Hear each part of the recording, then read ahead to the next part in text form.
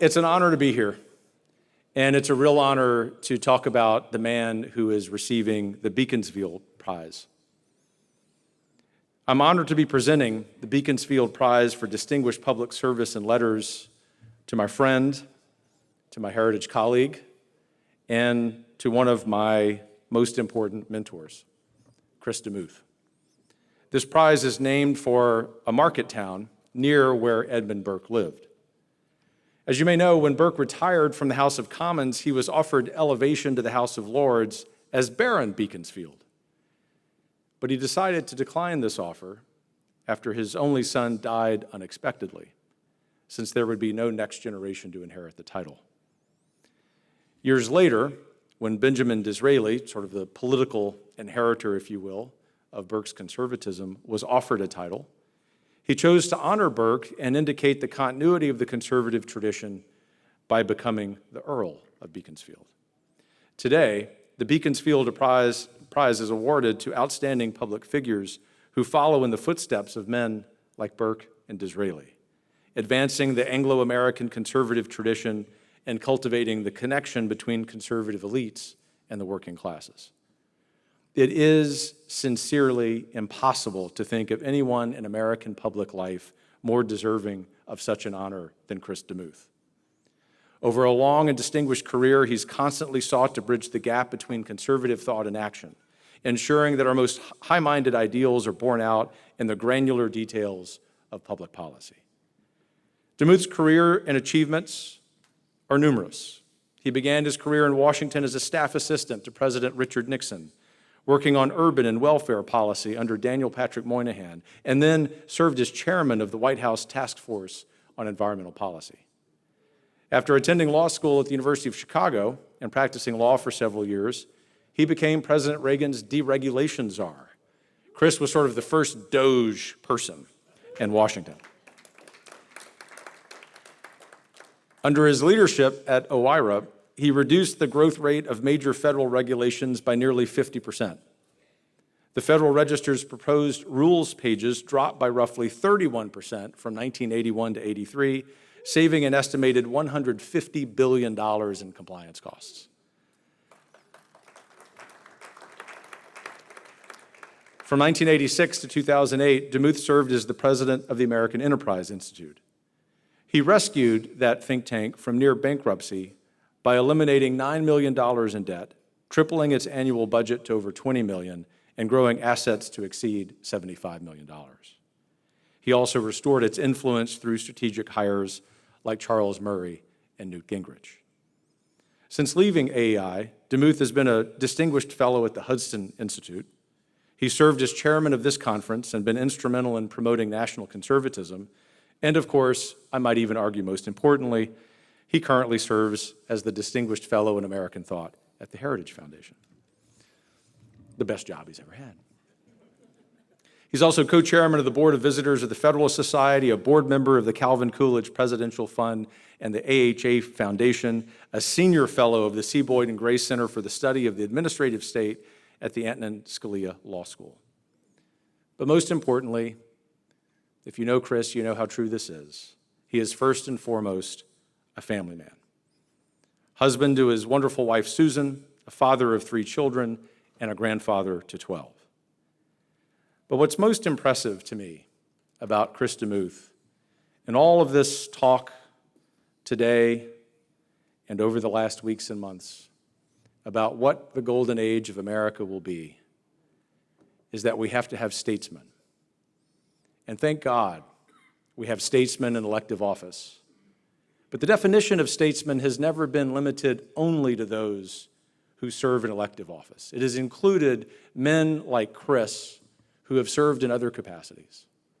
And as I think about the people whose counsel I count on, Chris is very often at the top of the list. In fact, it was Chris who in my first week or two in my new position at Heritage nearly 4 years ago sat down and told me, you have to give national conservatism a chance. And I said, why would I do that? He said, because I think you're a thinking man, Roberts. Engage your brain. You don't have to agree with everything, but just give them a chance. And he's told a lot of you that. And you've told other people that. And as I look at this room and see friends from every corner of conservatism, that's precisely how it should be. The left will never allow intellectually honest conversations anymore. On the right, we have to model that, as Yoram charged us to do. I can think of no one in our entire movement who is more deserving of this prize for that statesmanship than Chris DeMuth. Please join me in congratulating him on this award.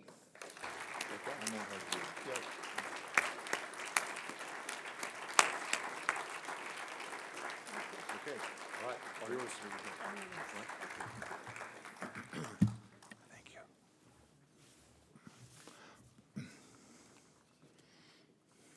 Thank you, Kevin. Thank you, Yoram and Anna, for this lovely honor. Kevin Roberts is a terrific boss and can be almost as nice at the office as he is here this evening. He's also a valiant conservative leader in the tradition of Ed Fulner.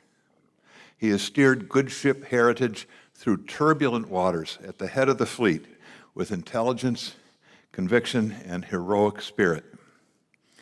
Now, at this point, I'm supposed to insist that I am unworthy of this honor and of the things that have been said about me. It is my policy, however, never to object to unjustified praise. I take it as due compensation for the unjust criticism that has come my way, including when I'm trying to fix the dishwasher. Rebalancing the scales of justice, at least slightly. But the best revenge, according to the President of the United States, is success. And the success of national conservatism belongs much more to others in this room than to me. Our U.S. political debut at NatCon 1, 6 years ago this summer, was a largely spontaneous gathering of academics, intellectuals, activists, politicians, businessmen, media figures, civic leaders, priests, pastors, and rabbis. We were drawn together by alarm over the dissipation of American culture and the corruption of its institutions. We thought they could no longer be waved off as the messiness of a rich, fractious democracy, but had become a clear and present danger to American nationhood itself.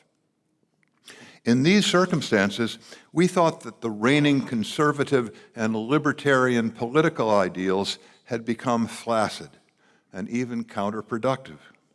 Limited government, free markets, individual choice, cultural pluralism, a nation of immigrants, a rising economic tide lifts all boats. All of them excellent ideas as far as they go, with deep roots in our national experience. But they had become shibboleths, conservative virtue signaling, incanted endlessly, even as America was abandoning every one of them as traditionally understood and practiced, with little effective conservative resistance in action and often with Republican complicity. Here is Edmund Burke on the question. I love a manly, moral, regulated liberty as well as any. I grudge liberty as little as they do in any nation. But I can't stand up and praise or blame anything relating to human actions on a simple view of the object, as it stands stripped of every relation in all the nakedness and solitude of metaphysical abstraction.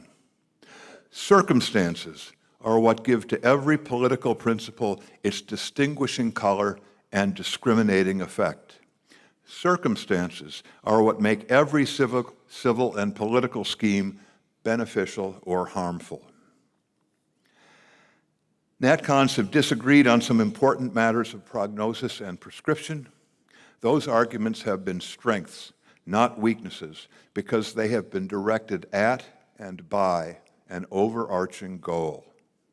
We aim to restore a serviceable degree of national unity and purpose against the forces of class and tribal division and cultural decay. We aim to reestablish political sovereignty against the forces of liberal universalism, bureaucratic subjugation, and foreign aggression. Sustaining the nation is the necessary predicate of every object a principled conservative could wish for. Ordered liberty is an artifact of the nation-state. It has never existed anywhere else. Our Anglo-American version is the product of centuries of political struggle and legal evolution that built the most successful of modern nations. It is because we have neglected the multifarious responsibilities of nationhood, from the family to the little platoons to the halls of Congress, that we are losing both liberty and stability. Events have vindicated our founding propositions. They have given distinguishing color to our arguments, settled some of them, and attracted many new adherents. In 2022, Florida Governor Ron DeSantis revoked Disney's special tax and legal privileges in response to the company's campaign against a law prohibiting the teaching of sexual fluidity to kindergarten through third grade school children. That was a turning point against the idea that government should not intervene in debates over culture. In October 2023, following the mass slaughter of Israelis by Hamas terrorists, universities erupted in ecstatic anti-Semitism, which their administrators treated as nuanced questions of academic freedom. That was a turning point against the idea that university politics is a fringe issue, a distraction from serious policy matters such as reducing taxes and promoting global democracy.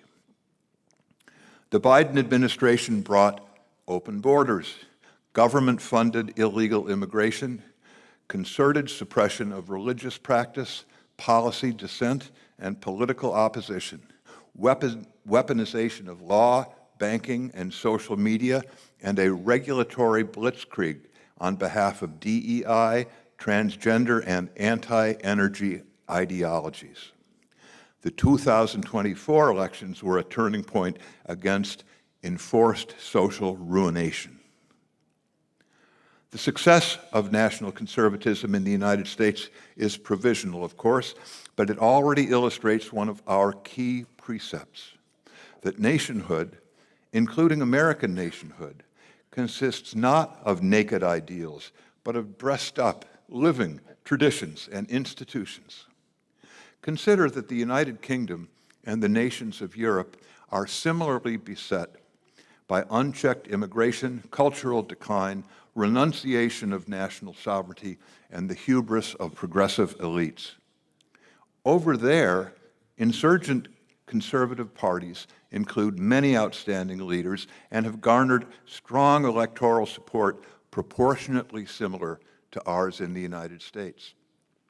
Yet they have achieved national leadership in only a few countries. The rest of them remain subject to surveillance, censorship, prosecution, debanking, and electoral banishment, just as we would be if our elections had gone the other way.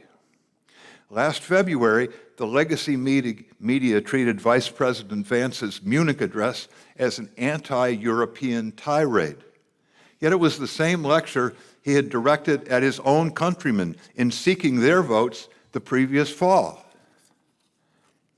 Stipulate that Americans are best in class when it comes to pragmatic coalition building. To us, Europe's new right parties can look like an assortment of personal substacks. But the primary difference is institutional. America's federalist structure, electoral college, and first-past-the-post elections have bequeathed a national politics that is uniquely competitive and porous. In Britain and Europe, the head of government is a denizen of the national legislature or bureaucracy. In the United States, he has rarely been either. has frequently been a governor from a parallel political universe, and at key moments has been a hinterlander bent on upending an ossified Washington establishment. Andrew Jackson, Abraham Lincoln, Jimmy Carter, Ronald Reagan, Donald Trump. Today, many on the establishment right have refused to break bread with the conservative Arrivistes, choosing to ally themselves with the left in an effort to retain power. It is working in Europe for the time being with the formation of what may be called legacy governments. In America, the best it could do was a few hopeless campaign stunts. The incumbent elites equate democracy with perpetual progressivist government. Consistent with that view, they say that the rising popular insurgencies are anti-democratic, even as they approach or exceed popular majorities. Here is a better definition from Irving Kristol. Democracy is the right of organized opposition and subversion, government by due process rather than by the unchecked rule of self-titled delegates of history. By this standard, America is exceptionally democratic, and we got here through circumstances, not metaphysical abstractions. Our federalism is the philosophy-free product of 150 years of colonial experience, which fostered distinct local cultures, religions, and loyalties that would not budge. James Madison arrived at the Constitutional Convention armed with strong arguments for abolishing state sovereignty in favor of a unitary national government, supported by George Washington and Alexander Hamilton. They quickly discovered that strong federalism was already a fait accompli and had to be accommodated. One of its leading advocates urged that, quote, "Experience must be our only guide. Reason may mislead us." The Constitution's resulting adventitious federalism included the Electoral College, a state-centered, outside the Beltway procedure for choosing presidents, which in turn led to first past the post as a technique of interstate electoral competition. In the Federalist, Madison took that structure, which he had despaired of when it was taking shape, and turned it into a central argument for ratification. My point is this: the advanced democracies are facing common challenges to nationhood, civilizational challenges, but our responses must be grounded in unique national traditions. It is the calling of conservatives to adjudicate tradition and change. Traditions may be worth fighting for in the face of adamant calls for reform, or they may need reforming to preserve their purposes in changed circumstances. Or they may be recent mistaken reforms falsely claiming the status of tradition. Conservatives always favor incremental change, but the degree of increment depends on the nature of the problem at hand. These tasks become profound when, as now, we move from critics making speeches on the outside to officials making decisions in the halls of power. May Burke and Madison be our guides. Donald J. Trump's first 7 months of his second term have been anything but incremental. Some of the results have already been stupendous.